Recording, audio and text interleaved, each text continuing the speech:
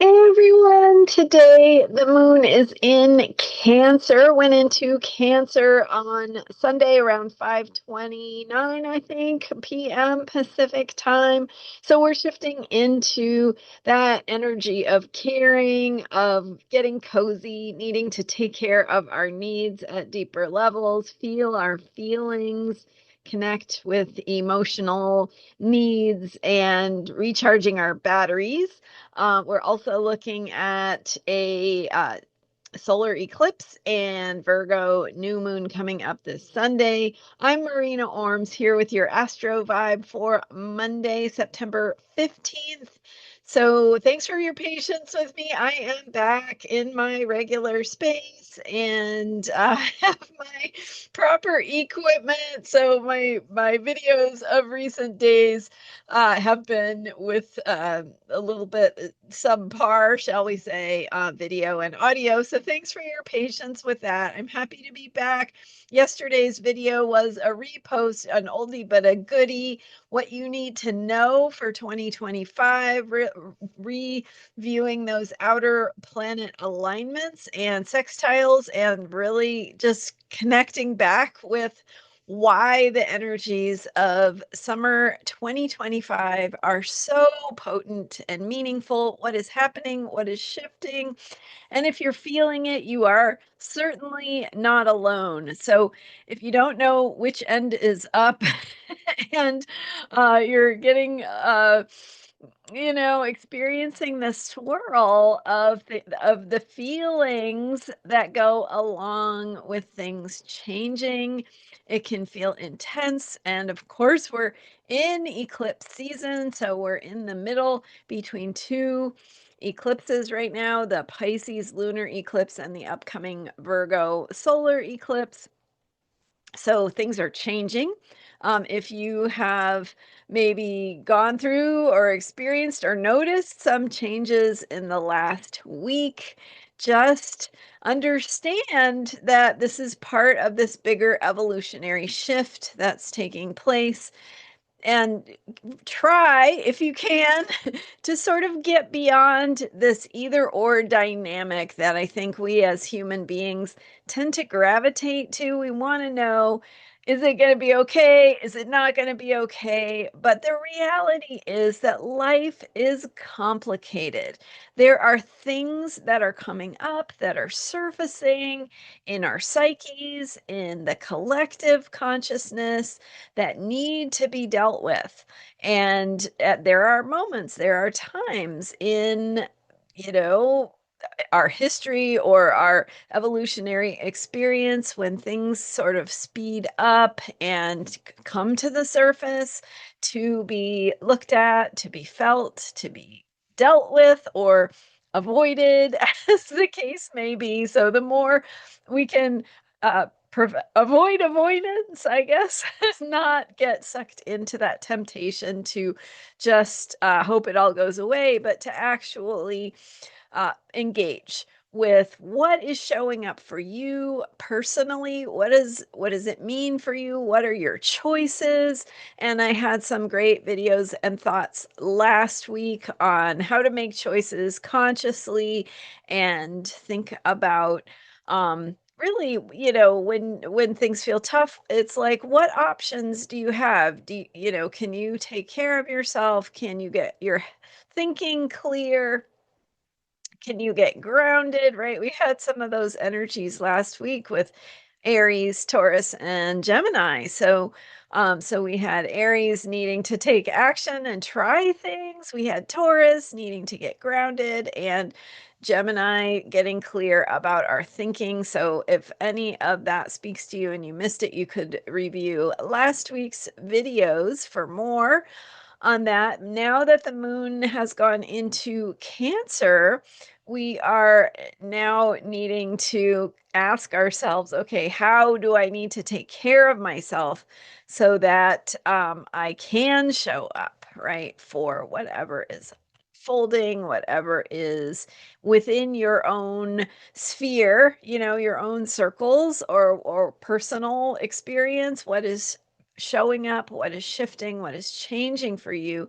And this is the part of the whole evolutionary, cycle, both the day-to-day cycles and also the bigger ones.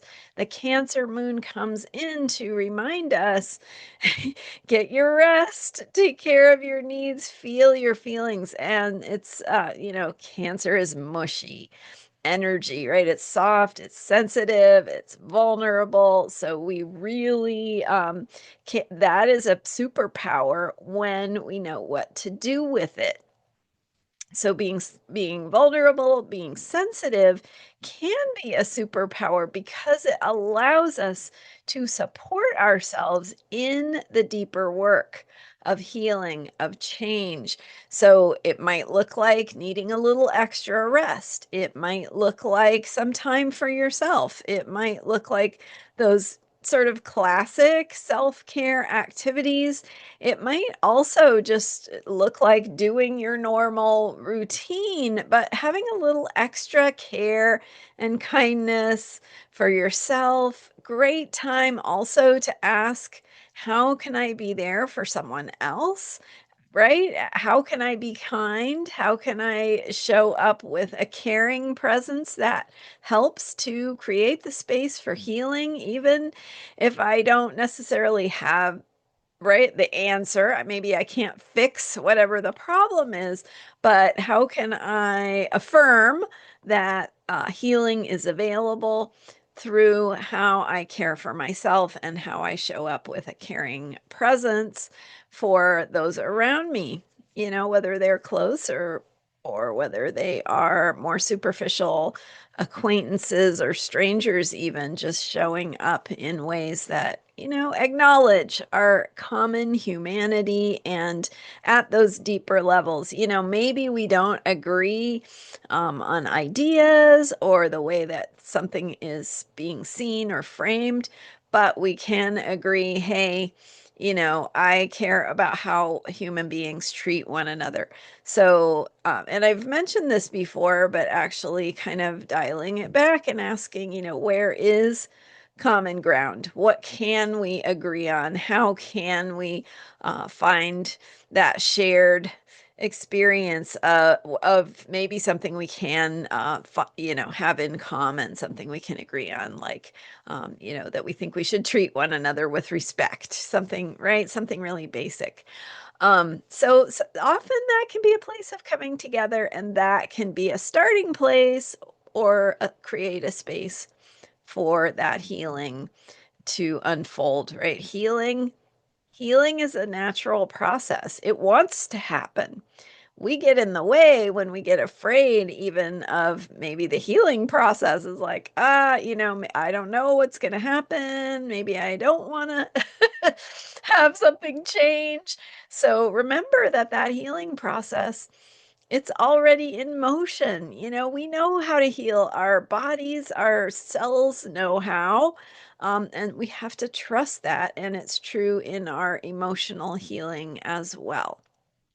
So trusting that even if we don't, even in those places where maybe healing can't happen, quote unquote, or maybe in those places where healing really takes a long time, we can ask ourselves, well, if that is the case, then what is my best choice in this moment?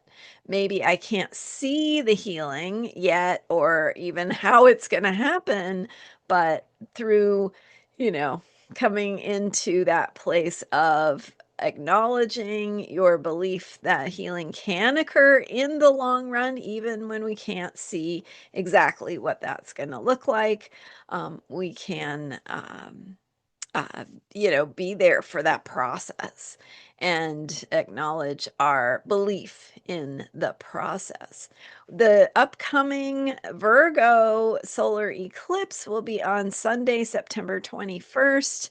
Really, really fascinating, potent, and powerful eclipse. I have lots to share about that eclipse, and it's at 29 degrees Virgo. So I think what I'm going to do is just kind of share with you as we go through the week what to expect with the Virgo eclipse coming up, what these energies look like.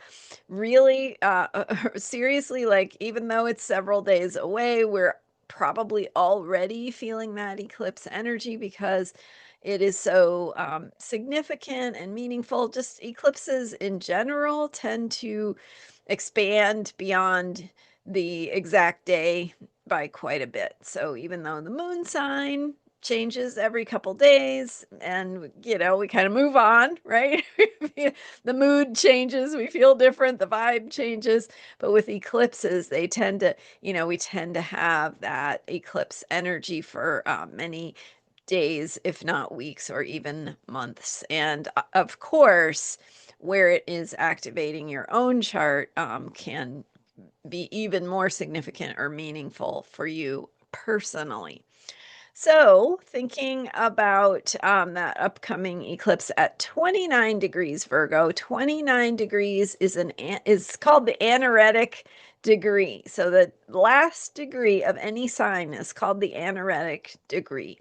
And in the case of Virgo, we are really looking at that transition point between Virgo and Libra.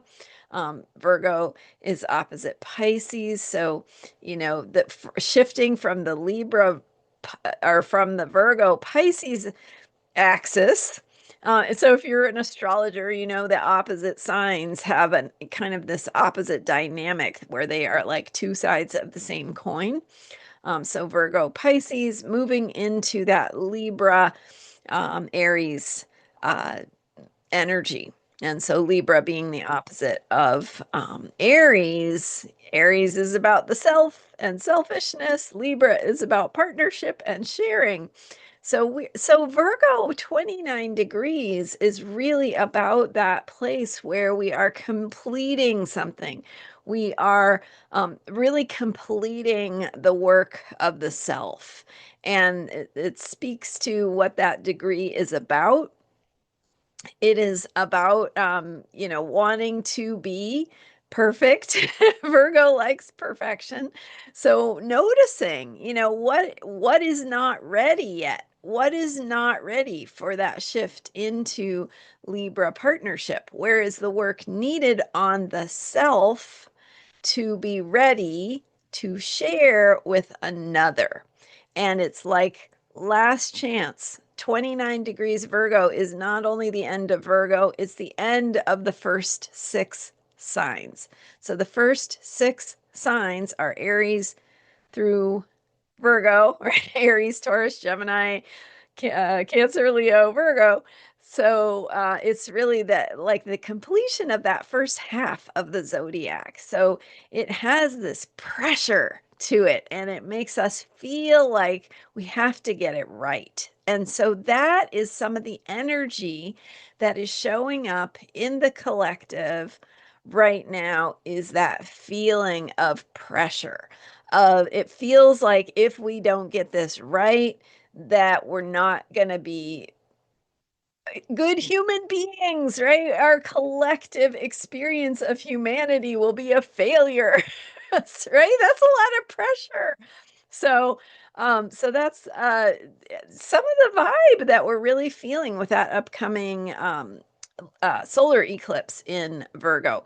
So I'll talk a little bit more as the week goes on about that. And for today and Tuesday, thinking about Cancer energy and that need to acknowledge and honor the places where you feel sensitive, where you may have emotions or emotional needs, and just honoring your needs and honoring the feelings you have is the best way to support yourself, and asking yourself, what are my needs?